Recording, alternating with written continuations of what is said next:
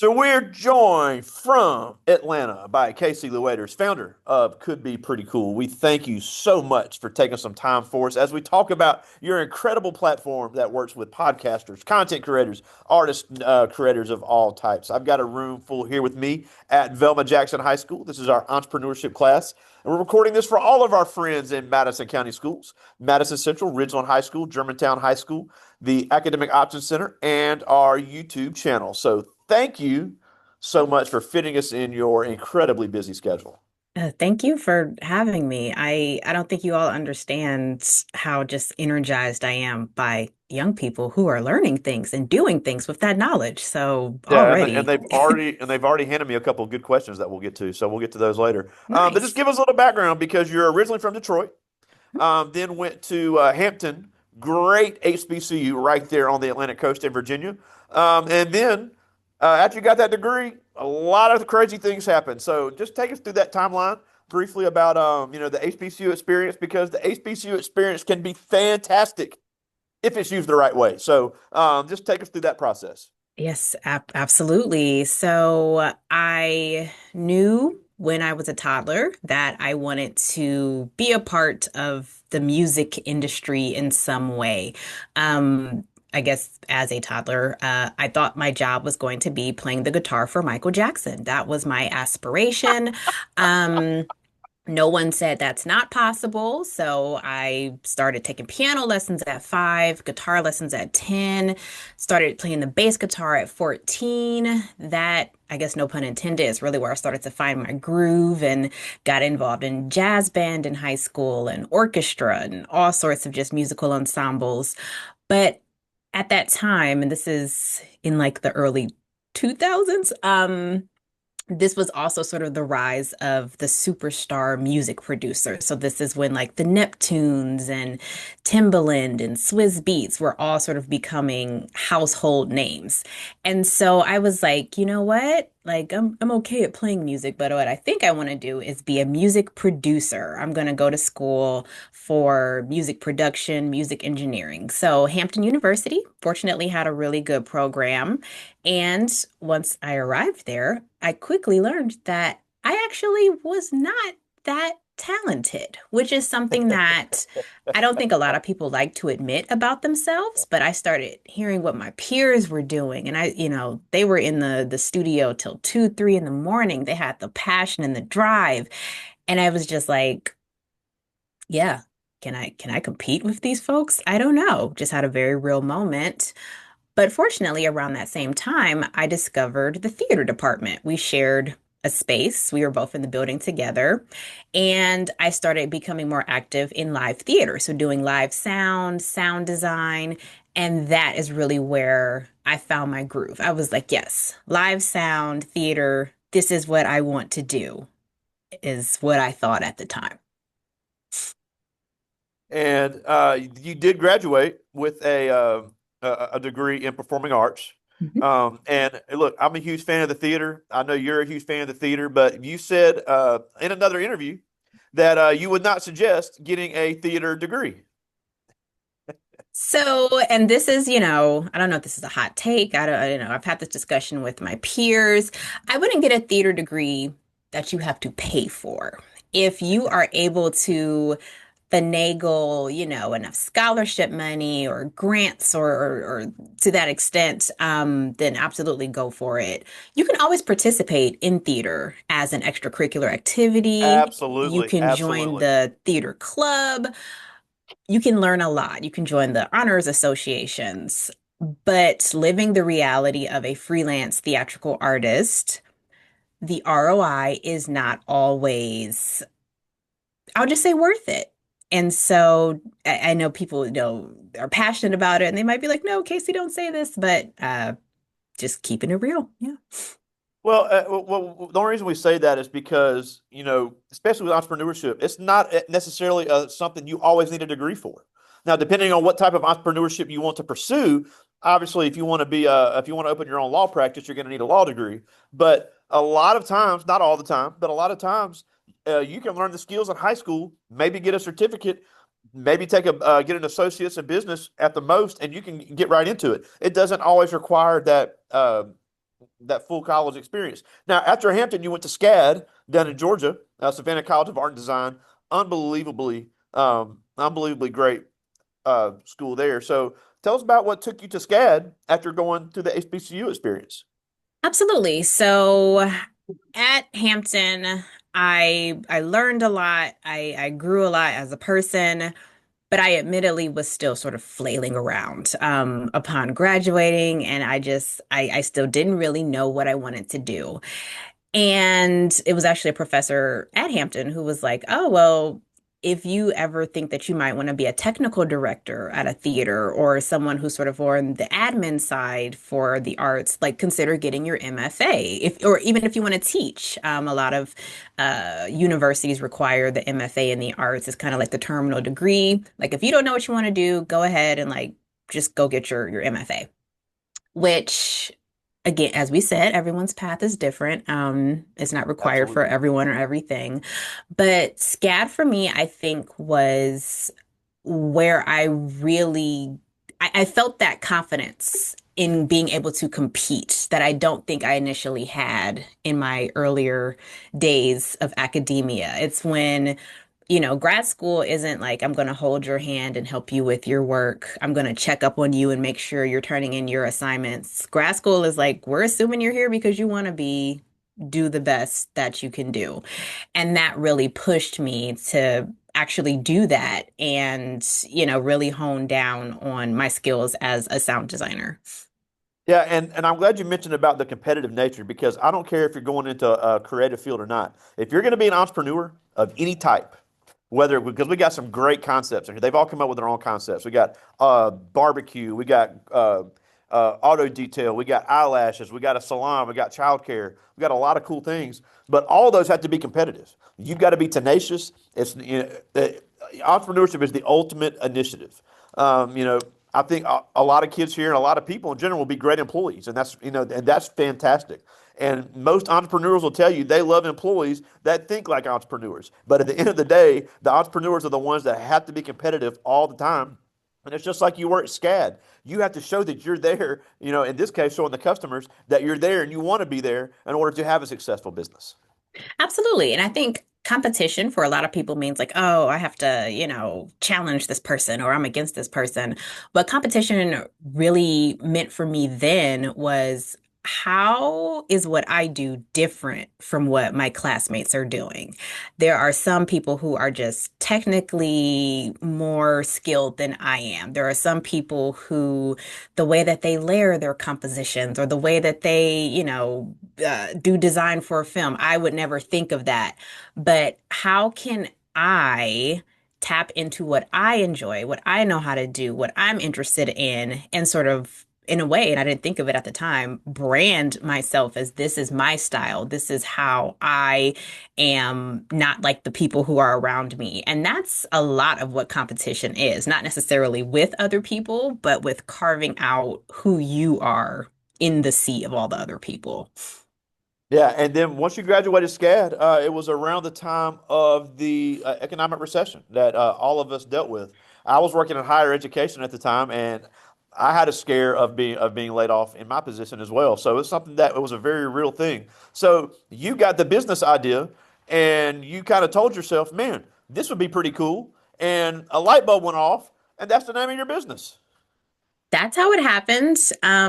Very random. And in truth, again, sort of sticking with the just kind of flailing around theme, I never really intentionally thought about starting a business. I didn't have the playbook of like, okay, this is how you go get your, incorporation and your business bank account and your tax. I knew nothing about that. And so, in some ways, that like just take the first leap, just jump, just try something. Was kind of the essence of yeah, could be pretty cool. And then the lessons rapidly began shortly thereafter. Now take us. Now, obviously, I wasn't good at explaining what all you do there. I know you're really a big advocate for content creators, for podcasters, for really anything on the creative side of entrepreneurship. So talk about what you provide as a business and how it really helps people that are interested in content creation or interested in creativity, even if it's on just something they do on the side. It's still something that you do to enhance their visibility and enhance their engagement with their audience. Sure thing. So, Could Be Pretty Cool is a full suite podcast production company. So, what that means is, depending on the person or the client, some people are just like, here is my idea for a show. That's all I have. And so, we start with an idea. We help them to flesh out kind of what the themes of each episode is going to be, what the schedule of recording is going to be. Do we need to help you cast guests? Do we need to help schedule with that? We record the content, whether that's an interview, solo podcast, etc. And then we can also do post-production, which is adding in music, sound effects, cleaning up the audio, and then we also distribute. So if you need help with show titles or show descriptions and then getting it out on the platforms, basically from start to finish, that is what we're able to do. So depending on the client, we either do full thing or certain parts of that process. That's awesome. And I'm glad you mentioned something because this is something I see a lot of young business owners make the mistake of. Because you said depending on the client. Because entrepreneurship is the ultimate customer-centered business. Because a big thing that a lot, and again, I don't think it's just this bunch here. I think it's more of a generational thing. Kids say, I want to go into business, and then they only think about what them and their friends like. Well, hold on. The bill got me for a second, but they just think about what them and their friends like. Oh, this is what I like, so here's what we need to do. Well, when you're in entrepreneurship and you're depending on a client, you have to do what the client likes. Now, it may be something that you think is completely silly, but if that's their dream and that's what they're paying you to do, you may give, they may ask for suggestions and you could say, well, if you're trying to reach XYZ, you should do XYZ. If you're trying to have XYZ message, maybe you should include XYZ. But at the end of the day, if they want to do it a certain way, it's not your job to say, well, I don't think this is very good. It's at the end, especially in the creative area, it's not your place to say that. It's your place to assist them to help them find their voice. Or even if, I always use the example. We had a woman on here that was had a clothing store, and she said, I thought what the woman was buying looked ridiculous, but I wasn't going to tell her no and not take her money. Mm-hmm. Yes, absolutely. And I think, if we're getting like super granular, if you as a business owner are having, discussions with your client and you do sort of vehemently, disagree with what they're saying, it's always a good idea to keep a paper trail. You have to, of course, learn how to speak customer and say like, oh, okay, well, that's an interesting way that you want to do things. Typically, we would do X, Y, and Z, but we can accommodate in these ways. Make sure you have it in an email and some sort of chain, just to refer back to if you need to for later. Pro tip. Yeah, and along the same lines, and I'm glad you mentioned that too, because they do a great job of speaking, but they hate doing it. I know they hate doing it, but it's something that we do every month, and we're going to do another one for Black History Month here in a few weeks. And I know they get sick of me talking about it, but it's just my soapbox is having this generation have communication skills that set them apart because you could have the best idea in the world. Because, like I just told you, some of the business concepts, and they are absolutely fantastic. Really thinking like business people, but at the end of the day, you've got to be able to sell it. You got to be able to walk in a room and introduce yourself. You got to be able to show what you're offering. And in your case, you're probably going to be dealing with a lot of virtual clients. So you've got to be able to put together the presentation, even if it's just, 2 or 3 minutes, just a few slides here and there and say, hey, here's what we're going to be able to offer you. Here's what you get out of this price. Here's what we can do for you. Now, why don't you tell us where this can fit in for you? So it's not a matter of, you've done tons of interviews. You've gotten all kind of national attention. I've spoken in front of a few thousand people before. I'm comfortable with that, but everybody isn't. But you've got to be comfortable being confident in yourself, in your product, and in your brand. Absolutely. And one of the challenges that myself and a lot of entrepreneurs still face, to your point about like you have to have that, whether it's that elevator pitch or that 1 or 2 minute pitch deck ready, a lot of a lot of the time you're not going to have a lot of time to explain what you do, to explain the why. And so having sort of like your pitch always ready, having, somebody's like, oh, that's interesting. I'd like to learn more. Having some way for them to learn more, immediately, always ready. I mean, it's kind of a cliche, but you just really never know who you're going to meet and who they know and what could potentially be that next relationship that takes you to the next level. So, very important. Yeah, and it's crazy how small we see the world is. And just from this platform, we had a guest in Edmonton, Alberta, Canada. Mm. So a few months later, in Jackson, Mississippi, I run into a guy that knows her.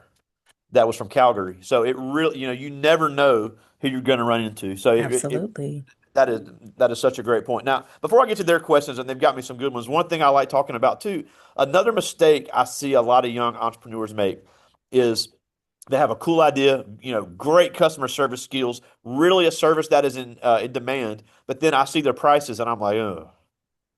It's and again, it's an easy trap to fall into. You're thinking like a 15, 16-year-old. You're not thinking about somebody that who's going to buy this. You can't think of, oh, me and my friends would only pay this, so somebody's not going to pay that. So we had a young lady graduated here a few years ago. Unbelievable hair braider. I mean, obviously, I don't have any use for it, but her work was fantastic. And I see her prices, and I almost fainted. Mm, And I was like, "There's no way in the world you're charging enough." mm, And we talked about it, and I was like, you don't have to be the cheapest, you just have to be the best. mm, So, and it really is a science because I always say there's a reason Lamborghini costs so much. mm, mhm, mhm. Lamborghini is not going to lower their prices because they're trying to be the cheapest. They have their price high because they're the best. So, talk about the way that the science of deciding what to charge for your services because it is very easy to mess up on that and completely destroy your whole business. Absolutely. So, competitive research on pricing is a must, and it is pretty specific from industry to industry. And so, while not every industry, thinking of content creation in particular, I hear conversations of people who are like, oh, I got offered money to make some content for this brand. They're offering me like $700 for a video. Is that right? There aren't really any databases for people to go and check and see like what other people have, charged or what does that brand normally pay. So specifically in the creator economy, that's actually something as an advocate that I am always trying to promote more transparency because more transparency in pricing, of course, creates more equity and equitable futures for people. People can know, like, oh, I'm not charging enough. Oh, someone made that for, wait a second. But when it comes to your specific industry, I would start with just, simple Google search. See, like in my area, how much does an average hair braider charge for, I don't know, cornrows with extensions? You can get really specific, or you can just kind of do some general searches about your industry. And then also, it's always easiest just to talk to customers, potential customers, folks who maybe you see someone walking down the street and their hair looks nice. And you can just say, like, hey, not trying to be weird, but I'm wondering how much did you pay for that? Like, it looks amazing. Did you pay like $300 for that? And if she's like, no, I paid like 150, 175, that'll kind of give you like a hint of like, oh, this is what people are willing to pay. Um, so it's not an exact science, but there are ways to kind of at least gather enough data for you to start making decisions and then testing out those assumptions. Yeah, and it really is a lot easier than you think. It's just, it's another step of a process. You can't get in a rush, and it really competitive research and market research can be done, but it's just a matter of having the right information. Well, I do have some great questions here, and again, all these have come up with their own business concepts. This first one is Chandra Black. She's in 10th grade, has a really cool concept for cosmetology. We have some great conversations about the plans she has upon graduation because I think she's got her heart set on that. But she asked, and me and you kind of talked about this before we started recording, is what challenges do content creators and podcasters face today? Absolutely. So, just sort of mention one. The creator economy as it exists today is still pretty new. 10, 12 years ago, there wasn't a discussion about the industry in the professional sense that it's being discussed now. Like there are people who their full-time job is content creation, either their own lifestyle content or they're getting brand deals or they're getting endorsements and sponsors. This is now becoming an industry that legitimately needs to start getting some infrastructure behind it. And so I would say the number one challenge for content creators who are serious, like I either want to have content as a part of my brand. So you're going into cosmetology. If you're like, I want to start a YouTube channel to promote my skills or my services. I want to start a podcast. I want to start a blog or a Substack. It's not the creation of it, though, finding time to do it, making the content, that is a thing. But the biggest challenge for you is going to be making sure that if people are approaching you, like, oh, I love your content, we'd love to partner with you. Oh, I love your brand, we'd love to feature your product in a gift bag for a giveaway. Knowing that you're getting the most fair deals right now, I would say is the biggest challenge for content creators. Yeah, and I'm glad you mentioned one too because a couple of years ago we had an alum at this same class, and she's working on this business concept, and she would be a great potential client for you. Her and her sister are starting a platform to teach non-black parents how to do black hair. Oh, wow. Hmm. And with all the transracial adoption, all the interracial kids, it really is such a big market for that now, more now than ever. And it's something that they've hit the ground running with, and they are in the early stages of getting that going. So something like this Nice. would be your services and another entrepreneur helping an entrepreneur would be a way to find ways to build your brand. I like this one. This is Quenisha Kennedy. She's in 11th grade, has a really cool concept for a auto detail business. And she asked, what's the one thing you would have changed if you could have started over? Ooh, what a question. The one thing that I would have changed is so you or I saw a lot of stories about dreamers and entrepreneurs and business owners who did something like I took out 10 credit cards and just maxed out all the credit cards and that's how I financed my first film or I quit my full-time job and just did this for 6 months eating popcorn every day, but that's how I did it. Um I would highly, highly recommend that when you are pursuing your business, if you do not have the means to pursue it full time at the start, don't try to do like yes, you have to hustle. Yes, you have to, work hard. You have to pound the pavement. Do not put yourself in a potentially lifelong financial situation that's going to mess you up. Don't put yourself in a position where, you are burning out and breaking down.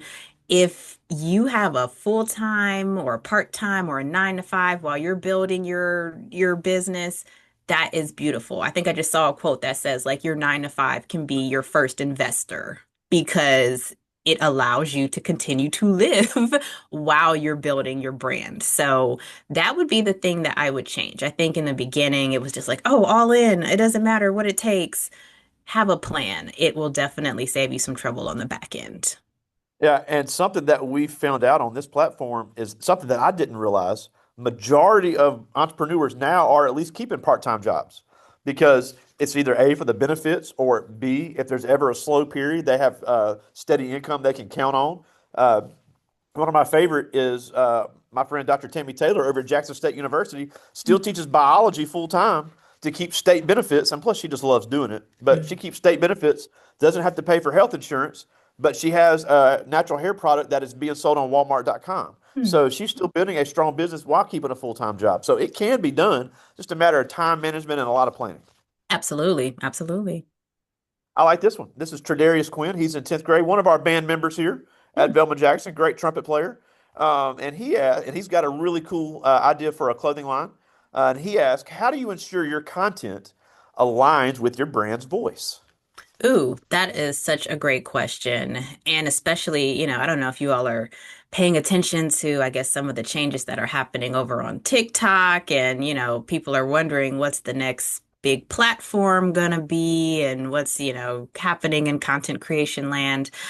I think that the primary goal is for you to be as authentic as possible, which again is now becoming sort of a cliche. People like authenticity, but it is so true. There is so much content, millions and millions of videos and posts and things being uploaded every day. Trying to appeal to everyone is just, it's not going to work. There you go. You're